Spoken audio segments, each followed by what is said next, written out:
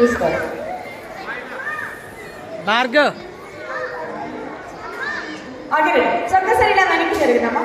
మనం కూడా గేమ్ ఆడదాం అనమాట. మనకు కూడా గిఫ్ట్స్ కావాలి కదా, కావాలా ఇలా ఇలా ఏదో చెప్పండి, ఇలా ఆర్ ఇలా కావాలి.